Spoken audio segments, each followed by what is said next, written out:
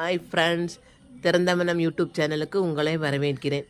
இது என்னோட தக்காளி செடி. இவ்வளோ பெருசாக வளர்ந்துட்டு பூ நிறைய பூக்குது. ஆனால் ஒன்றுமே காய் பிடிக்க மாட்டேங்குது. அப்படியே உதிர்ந்து போகுது. என்ன காரணம்னே தெரியல. எப்பவும் கொடுக்குற மாதிரி உரம் பராமரிப்பு எல்லாமே கொடுத்துக்கிட்டு இருக்கோம். ஆனால் பூ காயாக மாற மாட்டேங்குது. அது என்னன்னே தெரிய மாட்டேங்குது. ஒரு சின்ன மிஸ்டேக்குனாலும் காய்க்காது போல இருக்குது. அதை கண்டுபிடிக்கிறது தான் பெரிய விஷயமா இருக்குது. தக்காளி செடி இவ்வளவு ஆரோக்கியமாக நிற்கிறதுனால இதை பிடுங்கி போடுறதுக்கும் மனசு வர மாட்டேங்குது.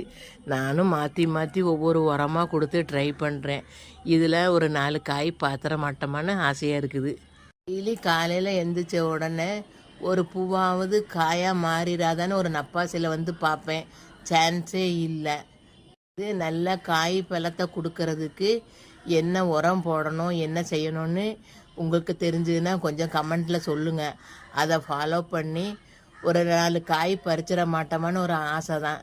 இந்த வீடியோ பிடிச்சிருந்ததுன்னா லைக் பண்ணுங்கள், கமெண்ட் பண்ணுங்கள், ஷேர் பண்ணுங்கள். மறக்காமல் சப்ஸ்கிரைப் பண்ணுங்கள். தேங்க்யூ.